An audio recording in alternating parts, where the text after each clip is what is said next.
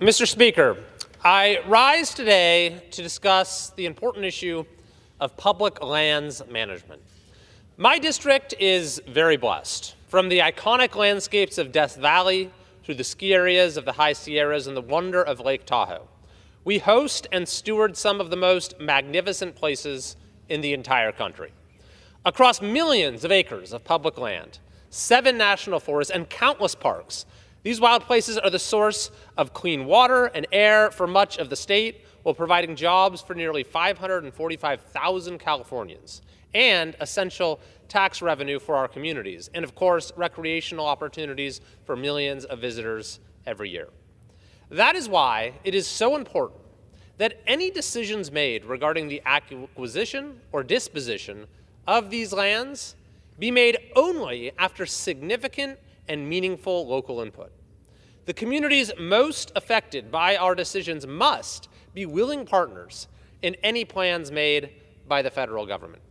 Local buy-in is the key to preserving these spaces and guaranteeing that our policies benefit the people that we represent. For that reason, I urge my colleagues to oppose any plan that would supersede the will of our local communities and reject efforts to force land decisions without prior consultation. Thank you.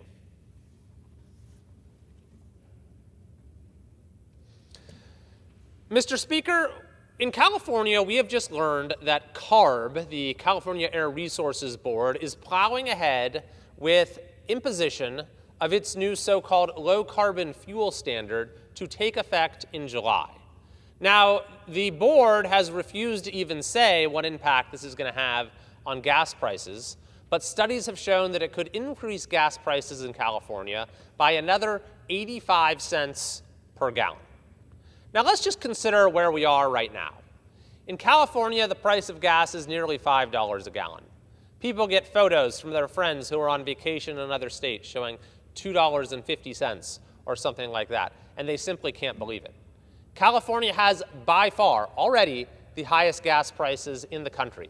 Second place is Hawaii, an island state, where gas is 39 cents cheaper.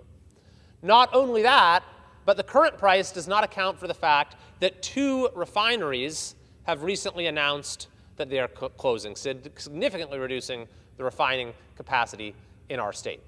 A study out of USC estimated that this could increase the price of gas to $8 per gallon by the end of next year, and then you can layer on top of that this new so-called low-carbon fuel standard. It won't be long before we're paying $9 a gallon for gas, maybe $10 a gallon for gas in California, which is something our constituents simply cannot afford. It's one of the major reasons why the cost of living in our state has spiraled out of control. It's one of the major reasons why California has the highest real poverty rate of any state in the country.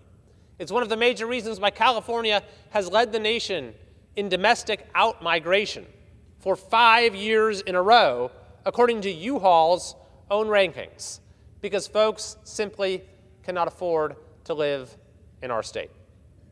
I'm calling on Governor Newsom and the legislature to stop imposition of this latest punishment for California drivers, which could increase the cost of gas 85 cents a gallon. I'm also calling on the governor and the legislature to revisit our state's highest in the nation gas tax, to revisit onerous regulations like cap and trade, to revisit all of the other regulations involving the fuel mix and all of the other things that have demonstrably increased the price of gas in our state. Californians are ready for common sense. They're ready for some sanity to return, and they simply are tired of having to pay far more for basic commodities than any place else in the country. Thank you, Mr. Speaker. I yield back. Gentleman yields back. The chair recognizes the gentleman.